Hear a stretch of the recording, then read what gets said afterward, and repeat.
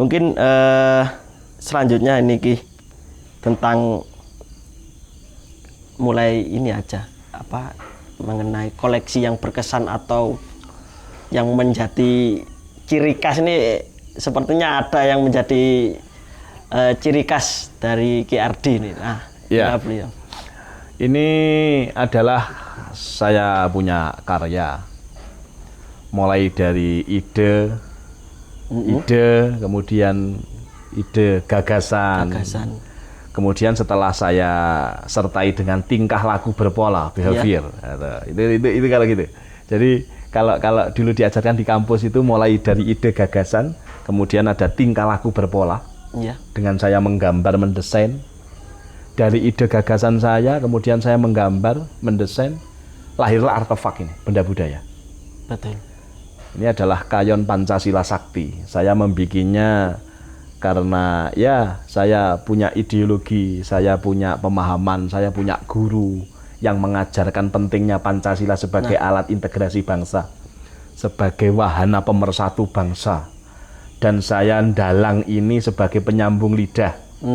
Penyambung lidah dari leluhur-leluhur Nusantara yang tentunya juga sangat dekat, sangat komit dengan gagasan lahirnya Pancasila, dengan kesaktian Pancasila, dengan sila-sila dan butir-butir yang ada di dalamnya.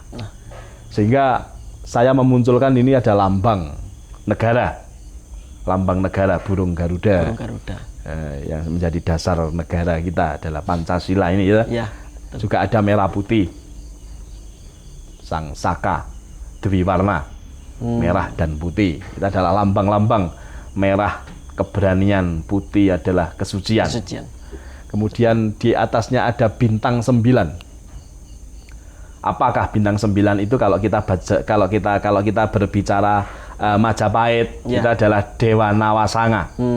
Tapi setelah kita cinta kepada Islam yang ala Wali Songo, yang juga bersambung sanad ilmunya itu kepada Gusti Kanjeng Nabi Muhammad SAW, maka bintang 9 itu saya ingin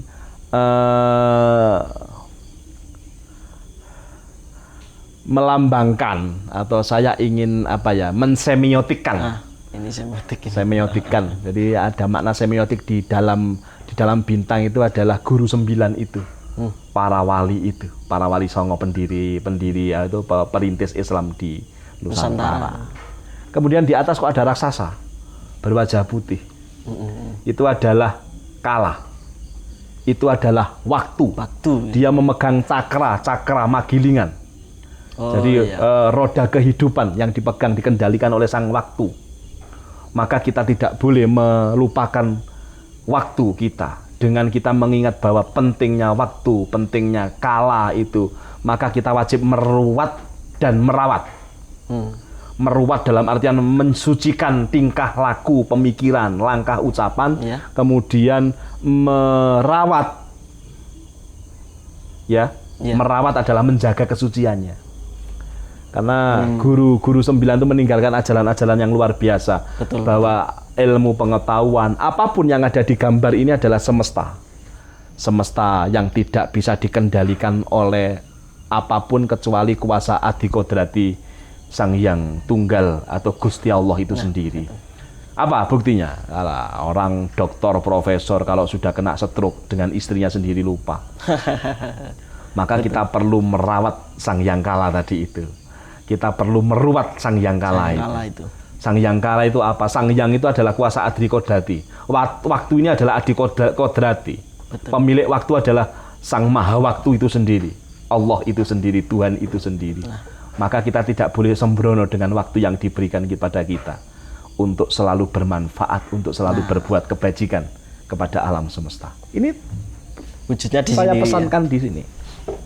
Kemudian kenapa kok ini ada banteng moncong putih dan jumlahnya 2? Ini tidak ada kaitannya dengan partai tertentu, dengan golongan tertentu. Kalau memang saya lebih cinta atau lebih senang berbicara bahwa Bung Karno itu melambangkan marhainisme itu dengan banteng. Saya ikut yang itu. Saya ikut yang lebih itu. Lebih ke pemikiran ya. Lebih pada ide dan gagasan, ideologinya Bung Karno. Pancasila juga tidak bisa lepas dari Bung Karno. Kemudian merah putih juga tidak bisa lepas dari Bung Karno. Saya Saya sangat merindukan karakter pemimpin bangsa yang kayak Bung Karno. Seperti Bung Karno. Bung Karno. Ya, semoga nanti zaman ini semakin rusak akan dihadirkan Soekarno yang lebih dahsyat. Nah, tentunya dengan lahirnya spirit Soekarno, spirit sang proklamator itu sangat-sangat kita banggakan, kita doakan, kita ikhtiarkan. Kapan lahirnya? Wallahu a'lam, Allah yang mengatur itu semua. Tapi negara ini butuh Soekarno lahir kembali. Tidak hanya Bung Karno, termasuk Kiai Hasyim Asy'ari. Karena ada wali 9 di sana. Betul. Termasuk Sunan Kalijogo. Kita membutuhkan spirit Kanjeng Sunan Kalijogo, spirit Kanjeng Sunan Giri. Spirit para wali songo itu luar biasa, mengajarkan dengan tidak merusak. Mengajarkan nilai-nilai kebaikan dengan cara yang baik, dengan cara yang santun, dengan cara yang indah, bukan dengan cara membunuh. Tidak dengan cara membinasakan. Gitu. Luar biasa. Ini Kayon Pancasila Sakti, saya membikinnya tahun 2011. 2011 jadi menjelang hari kesaktian, hari lahirnya Pancasila. Hari lahirnya Pancasila. Saya mengambil istilah Pancasila Sakti karena pergerakan yang ingin menumbangkan Pancasila selalu gagal. Kenapa Pancasila Sakti? Saya yakin yang membuat orang-orang yang sakti. Orang-orang yang dekat dengan yang Maha Sakti. Nah, itu. Allah itu sendiri, Tuhan itu sendiri. Sehingga ini adalah manifestasi dari kesederhanaan saya berpikir tentang saya ndalang kesana kemari, masa tidak ada bekas yang saya tinggalkan ke masyarakat. Nah, sehingga masyarakat akan membaca, Pak, dalang kae nek mayangan kok mesti nggawa kayon Pancasila. Nah, ada kesan itu soalnya. Iya, jadi ciri khas lah istilahnya. Ya, ciri khas sehingga dengan orang awam mau ndak mau kalau nonton wayang atau nanggap wayang yang dalangnya kebetulan saya, ya mau ndak mau harus nerima Pancasila. Nah, secara gambar, betul. Dengan nyantai, dengan udut, dengan tanpa berpikir apapun dia melihat Pancasila. Betul. Itulah pentingnya lambang.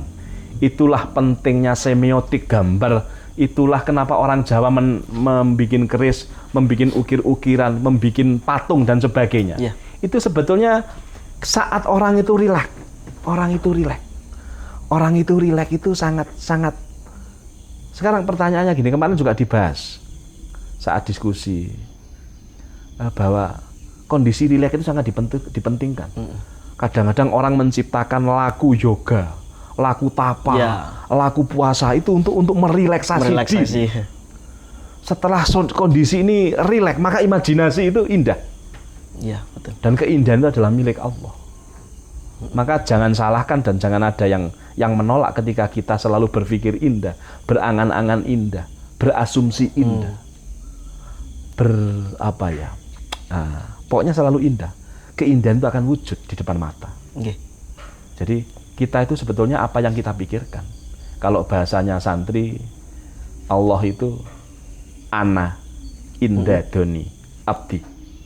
Aku itu sak karepmu rek. Aku dalam hal apa itu, ketika manusia itu sudah tidak mampu lagi, tidak bisa berpikir lagi tentang Gusti Allah lagi koyo ngopo. Nah, itu loh. Aku sak karepmu.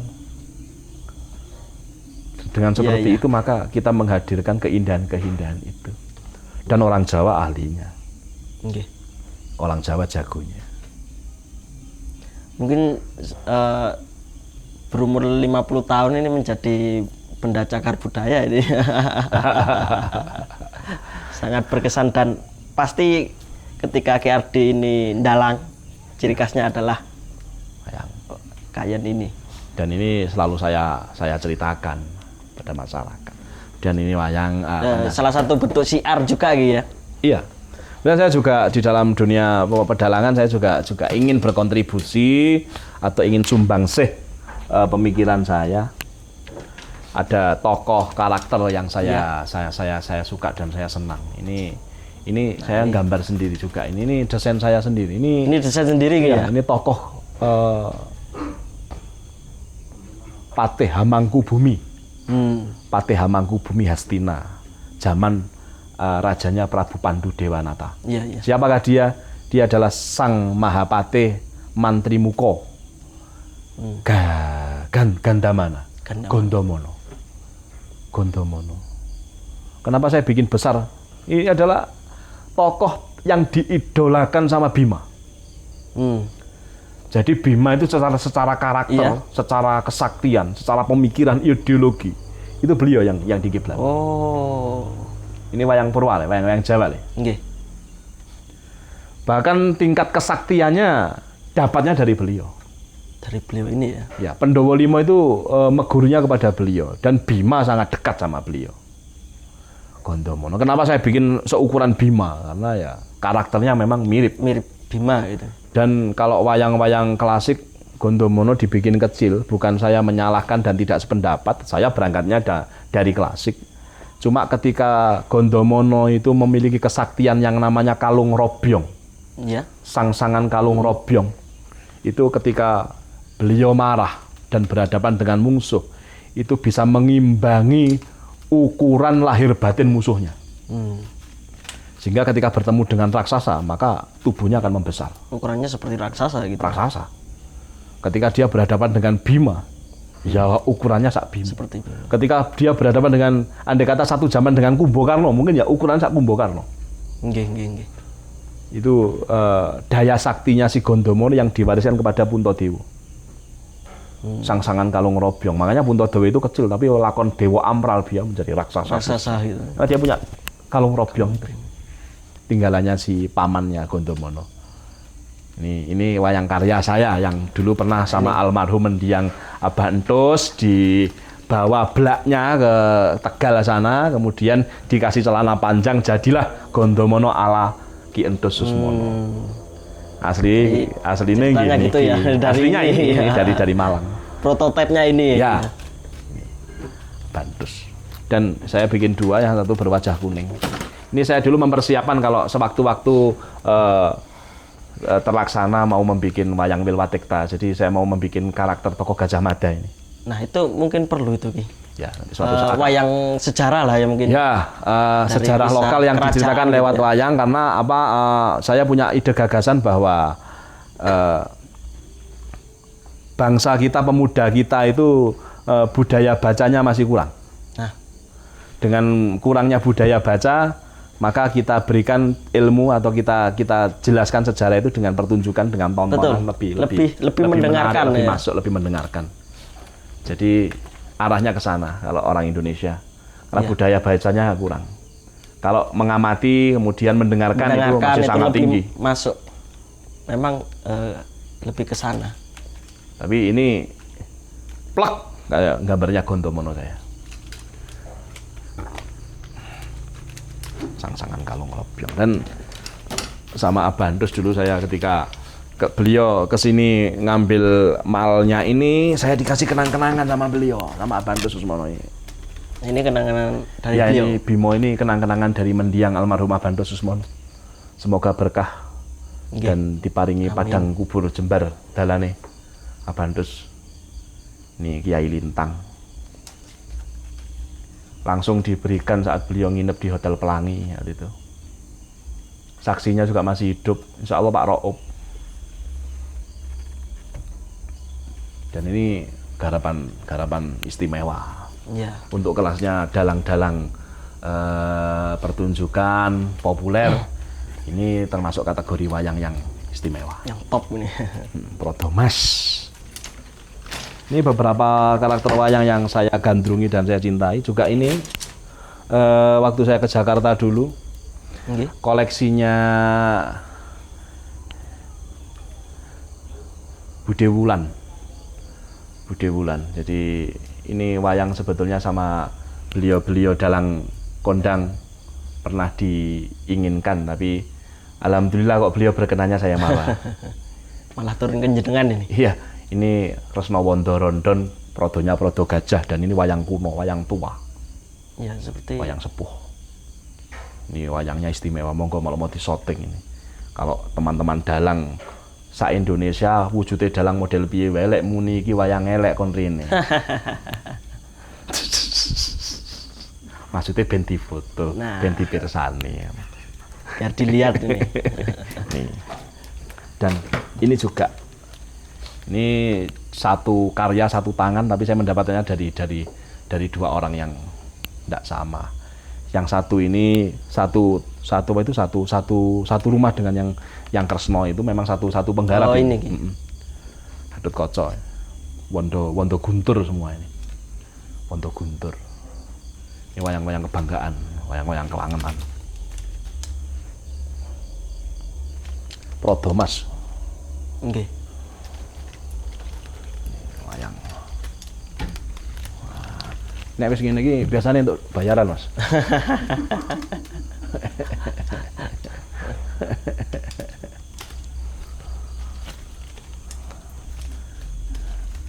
Nah, inilah pemirsa salah satu atau beberapa wayang yang berkesan. Sakke Mas, mes setahun ra tandang gawe ini. Nggih. Kena pandemi ini ya. Iya. Nggak tahu Pak Jokowi ini kok dibikin panjang-panjang, kasihan para dalang. Nah, salam Pak Jokowi. Monggo ndang dilawan mawon coronane, ora usah divaksin, ora usah diopo, dalange ben nyambut gawe.